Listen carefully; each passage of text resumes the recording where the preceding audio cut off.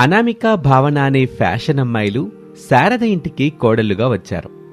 ఎప్పుడు చూసినా మేకప్ వేసుకుంటూ ఫ్యాషన్ షోల గురించి మాట్లాడుకుంటూ ఉంటారు.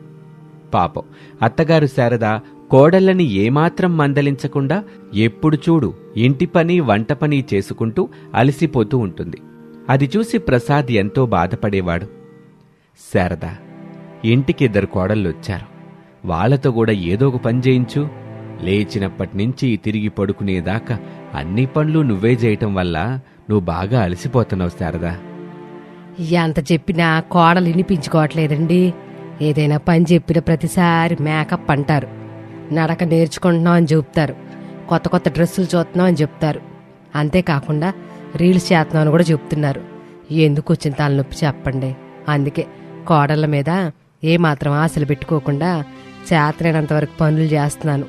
ఓపిక లేనాడు అని శారద చెప్తూ ఉండగా ఫ్యాషన్ కోడళ్ళు మాట్లాడుకుంటూ అక్కడికి వచ్చారు. ఏమ్మా కోడళ్ళు, ఎక్కడి నుంచి వస్తున్నారు? బ్యూటీ పార్లర్ నుంచి మావయ్య. ఇలా ఎప్పుడు చూసినా ఏదోటి చెప్పి బయట తిరగడమేనా? ఇంటి పనుల్లో మీ అత్తగారికి సహాయం చేసేదేమన్నా ఉందా? మావయ్య, నేను పెట్టిన కండిషన్స్ కి ఒప్పుకునే రామ్ నన్ను పెళ్లి చేసుకున్నారు. ఇంటి పని వంట పని చేయడం అంటే నా వల్ల కాదు. అసలే నేను చాలా అందంగా ఉంటాను, నాకు అభిమానులు ఎక్కువ. ఇంటి పనులు వంట పనులు చేస్తున్నానని తెలిస్తే వాళ్ళు ఫీల్ అవుతారు. అందుకని నేను ఇంట్లో ఏ పని చేయను. ప్రసాద్ శారదని కోపంగా చూశాడు. శారద మౌనంగా ఉంది. నేను కూడా అంతే మావయ్య. ఫ్యాషన్ ఆఫ్ ది 2026గా నిలవాలని ఎంతో కష్టపడుతున్నాను. ఈ విషయాన్ని ఆయనకి చెప్తే ఏమీ మాట్లాడలేదు, ఒప్పుకున్నారు. ఇప్పుడు మీరెంత అడిగినా మేము ఏ పని చెయ్యం. పదక్క, మనకి చాలా పనులున్నాయి అని చెప్పి ఒక గదిలోకి వెళ్ళిపోతారు. ప్రసాద్కి కోపం వచ్చింది. అయినా ఇదంతా నువ్విచ్చి నలిసేలే శారదా. కోడలుగా ఇంటికొచ్చిన కొత్తలోనే ఇంటి పనులు వంట పనులు చెయ్యాలని నువ్వు ఖచ్చితంగా వాళ్ళిద్దరికి చెప్పుండాల్సింది. అప్పుడు మన కొడుకులు తీసుకుని వేరుగా కాపురాలు పెట్టుకునేవాళ్ళు. ఏమాత్రం అడ్డు లేకుండా వాళ్ళకి నచ్చినట్టుగా చేసుకునేవాళ్ళు. ఇప్పుడు మాత్రం శారద కోడలుగా నడుచుకుంటున్నారా ఏంటి? లేదుగా, ఫ్యాషన్ కోడలుగానే చేస్తున్నారు. ఏదైనా ప్రేమతోనే చెప్పాలండి, అప్పుడంటారు, అర్థం చేసుకుంటారు. ఎట్ట కోపంగా ఉంటే. ప్రసాదు శారద చెప్పేది వినలేకపోతాడు. మౌనంగా అక్కడి నుంచి శారద మాట్లాడుతూ ఉండగానే వెళ్ళిపోతాడు. ఇప్పుడు ఈయన గారెళ్ళి కొడుకులు బుర్రలు తింటాడు, కొంచెం కూడా అర్థం చేసుకోడు. ఏం మనిషో ఏమో అనుకుంటూ కిచెన్లోకి వెళ్ళింది శారద. 1 గంట తర్వాత ఊళ్ళోని ఒక హోటల్లో ప్రసాదు, రమేషు, వినోదు ముగ్గురు కూర్చున్నారు. ప్రసాద్ ముఖంలో బాధ స్పష్టంగా కనిపిస్తుంది. ఏమైందన్నా? ఫోన్లో చాలా అర్జెంటుగా రమ్మని చెప్పారు. అవునన్నా, ఏదైనా సమస్య? సమస్య కాదురా, మన ఇంటి పరిస్థితి. మీ అమ్మ ఒక్కతే అన్ని పనులు చేస్తా అలసిపోతుంది. మీ ఇద్దరి భార్యలు మాత్రం ఇంటిని ఒక హోటల్లాగా చూస్తున్నారు.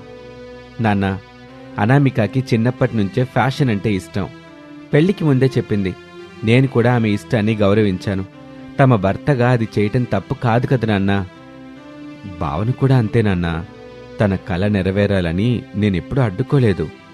ఒరేయ్, కలలు గంటం తప్పు కాదురా, కానీ ఆ కలల కోసం కుటుంబ బాధ్యతల్ని మర్చిపోవడం తప్పు అంటున్నాను. మీ అమ్మకి జ్వరం వచ్చినా, కాలు నొప్పి వచ్చినా వంటగదిలో నిలబడేది, పనులు చేయటం మీకు కనిపించట్లేదా? నిజమేనాన్నా, కానీ వాళ్లతో మేం గట్టిగా మాట్లాడితే బాధపడతారు. ఒరేయ్, భార్య బాధపడుతుందన్న భయంతో తల్లి బాధపడుతున్న విషయం మర్చిపోమాకండ్రా. మమ్మల్ని క్షమించండి నాన్న, మేము ఈ కోణంలో అసలు ఎప్పుడూ ఆలోచించలేదు. ఈరోజే నేను అనామికతో మాట్లాడతాను నాన్న. నేను కూడా భావనకి అర్థమయ్యేలా చెప్తాను నాన్న. ఒరేయ్, మీరు చెప్తే చెప్పండి గాని వెళ్ళి గొడవ పడబాకండి. అలా చెప్తే వాళ్ళు వినరు. మార్పు భయంతో రాదురా, బాధ్యతతో రావాలి. అయితే మరేం చేద్దాం నాన్న? నా దగ్గర ఒక చిన్న ప్లాన్ ఉందిరా. ఆ ప్లాన్ గనక సక్సెస్ అయితే వాళ్లే స్వయంగా ఇంటి విలువ, కుటుంబ బాధ్యతని తెలుసుకుంటారు. ఏంటన్నా ఆ ప్లాను?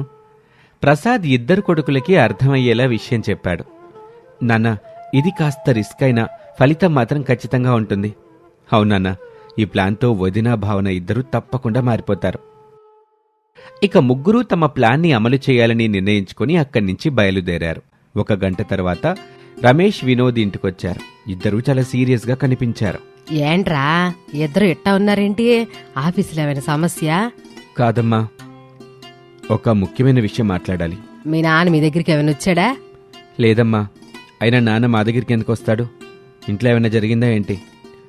అప్పటికే అనామిక భావన కూడా మేకప్ చేసుకుని వచ్చారు. ఏమైంది? అందరూ సీరియస్గా ఎందుకున్నారు? అనామిక, నీకొక శుభవార్త.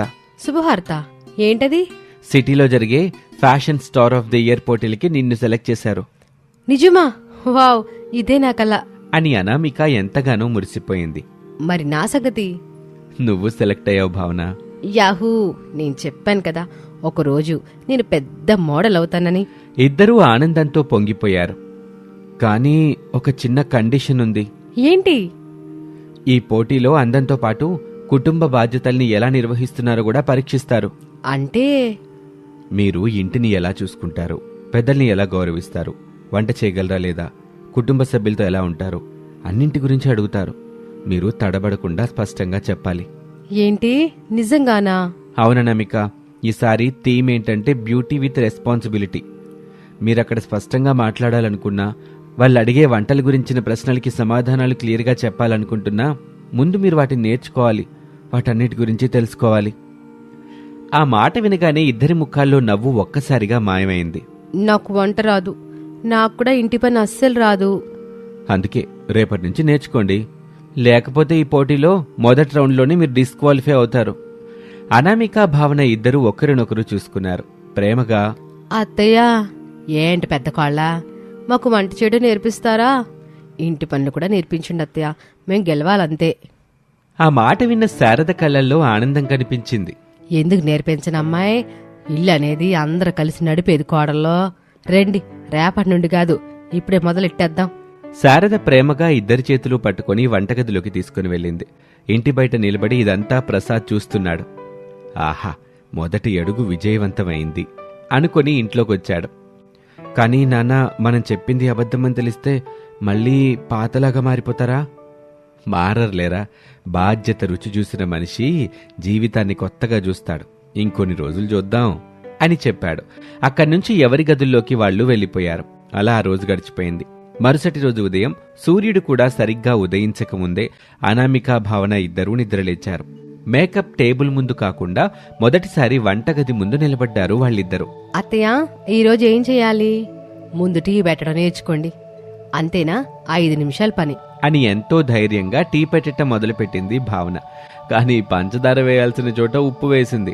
ఆ టీ తాగిన శారద, అయ్యా, ఇది టీయా సముద్రపు నీళ్ళ అని శారద అనగానే అనామిక నవ్వింది. భావన మాత్రం సిగ్గుతో తలదించుకుంది. తప్పులు చేస్తేనే బాగా నేర్చుకుంటాంలే చిన్నకోళ్ళ, బాధపడబాక. ఆ తర్వాత అనామికకి చపాతీలు చేయటం చెప్పింది. ఇది కూడా చాలా ఈజీ అత్తయ్య అని అనామిక మొదలుపెట్టింది. కానీ ఒక్క చపాతీ కూడా సరిగ్గా రాలేదు. ఏంటి కోళ్ళ ఇది? ఒక్కొక్క చపాతి ఒక్కొక్క ఆకారంలో ఉంది, చూస్తుంటే వాంతి వచ్చేలాగుంది. ఆ మాటకి భావన నవ్వింది. అనామిక కోపంగా చూసింది. నవ్వబాక, మొదటి రోజు అందరికి ఇట్టాగే ఉంటది గాని. అలా రోజులు గడుస్తున్నాయి.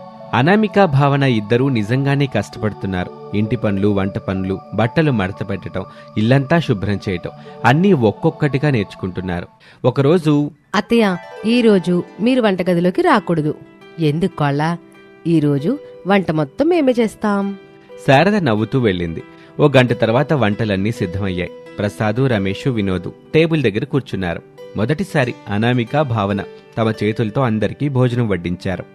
శారదా, ఈరోజు నీకు సెలవా ఏంటి? అవునండి. ప్రసాదు మొదటి ముద్ద పెట్టుకున్నాడు. కొద్దిసేపు ఏమీ మాట్లాడలేదు. అనామిక భావన ఇద్దరూ టెన్షన్గా చూస్తున్నారు. మావయ్య, ఎలా ఉంది? ఏమ్మా, నిజం చెప్పనా? ఆహా, చెప్పండి మావయ్య. ఉప్పు కాస్త ఎక్కువైందమ్మా, పప్పు కొంచెం చిక్కగా ఉంది.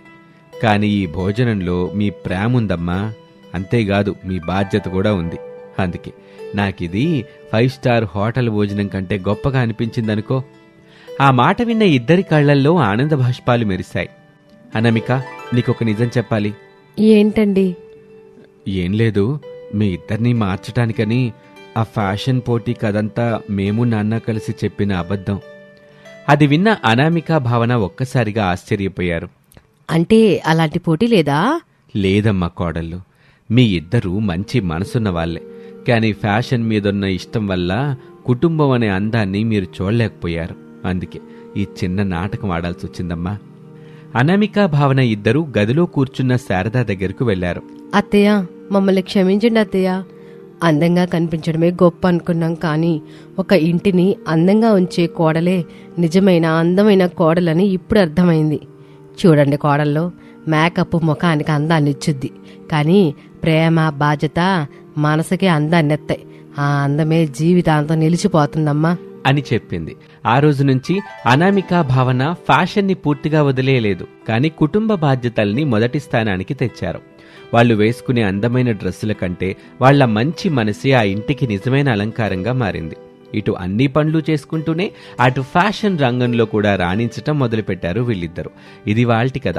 మరొక ఆసక్తికర కథలో మళ్ళీ కలుద్దాం. అంతవరకు సెలవు, నమస్తే.